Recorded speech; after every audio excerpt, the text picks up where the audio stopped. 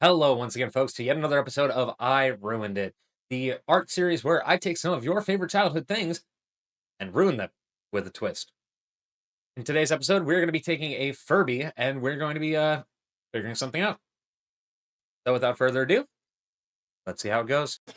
All right, so for this video, maybe didn't want to do something so much beloved as, at the very least, recognizable. Because trust and believe, I know plenty of people in my personal life that are horrified of Furbies because of some experiences that they've had with it talking to them in the middle of the night. But that being said, we're just going to kind of go through and get our freaky little squealer dude drawn up here. As we've been doing, we'll get the basics going first. Starting off, we're obviously going to be going through, getting our outlines, our basic shapes all taken care of. Kind of get our initial line art for the benchmark drawing all taken care of. Decided I needed to add a little bit more depth, so the toes, talons, the appendages, we're going to go with that one. We're just going to mark in the front there. And then we're going to try to even out the shape of the eyes and the size and kind of give it more of that droop as if you're looking kind of from below it. Almost as if it's like on a shelf or something.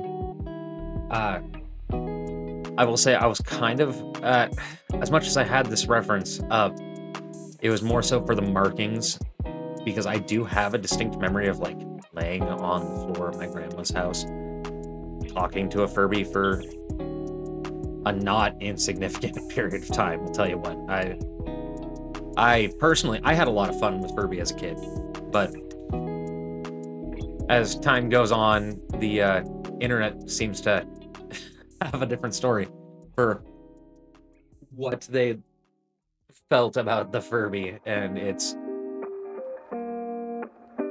bird, avian, mammal aesthetic. I guess I'm not entirely sure what it was trying to push for more because it had those large ears and it was furry, but then it had a beak. It's anyone's guess, to be honest, what they were thinking at, God, was it Hasbro? Hasbro or Mattel? I honestly can't remember right now. If any of you folks remember, and feel free to let me know, go ahead and leave a comment down below. I'll probably end up looking at that later myself, but I want to see what people remember about Furbies. But nothing too terribly much to say right now. We're just kind of going through and we're giving it a quick color because Furbies were very saturated and kind of just either you had ones that were extremely colorful and vibrant, or you had ones like the one I chose for this reference and kind of just looked like an orca whale. But yeah, so we're gonna just kind of hang on this for a second while I discuss what we're doing here today. So instead of following the internet trends of making some eldritch abomination like long Furby, or if you're a fan of other crafting videos, Evan and Caitlin's Furby dog hybrid with the Boston Dynamics dog, we're going to actually just take this in a slightly different direction and we're going to try to make it cute. And I'm just hoping that you guys find it as interesting as I did. So here we go. For this one, I didn't so much want to keep the same basic shape of the Furby. I wanted to give it a little bit more likable characteristics. So little pudge muffin Furby, probably not going to be the best, being the chicken nugget that he is. But that being said, we did go for a more avian aesthetic. Almost all of the kiwi where it has a definitive head and it has a definitive neck, but then it has that kind of pudgier body shape. And then we go through and we're gonna give it that beak, that iconic little smile that it has going on. And then here, I'm just trying to get these pointed toes kind of figured out. I do eventually end up settling on making them into taloned claws. So we'll see that a little bit later. But for now, we gotta go through, since we have our line art all done, and we're gonna reuse the colors from the original Furby drawing we did and get this gent all painted up. Starting off with this base coat of this kind of charcoal-y, kind of darker gray with some warmer hue to it. Then we go through and we take that, that kind of red plume design. I can't think of what they would be. Use that for the pupils as well.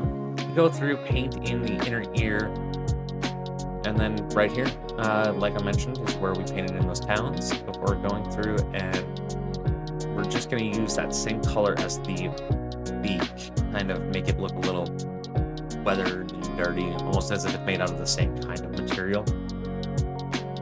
Then rather than having just full solid color for the head tufts, we're going to go through and just kind of smear in some kind of layers as if it's just markings on top of black, or dark gray rather.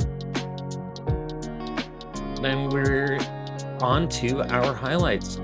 Go through doing my favorite thing ever and just masking off the areas that we want and changing the opacity to have it match how we're painting it. So we started off with the whites, and we went through, did all of our highlights. Now we're going in with our black, and we're just gonna do these thick, kind of cell-styled shadings. The good and bad of having a round character like this is you can pretty well, with a basic shade, cell shading, get away with a fairly basic type of thing. You go through, you mark it off, blur the borderline, and then reduce the opacity.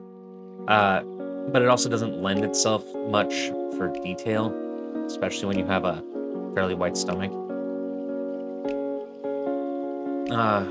Then right now we are going through and adding a drop shadow, kind of just trying to generally match how the highlights are coming from above it. And then what's our little avian creature going to be without a nest? So, as some of you may have found from when I was making the Mary episode of this series, I really enjoy reusing assets. If I can make one thing, alter it slightly, and then reuse it over and over again to get my point across, I will gladly. It saves so much time, and yeah, maybe a little resource intensive, as you can probably tell.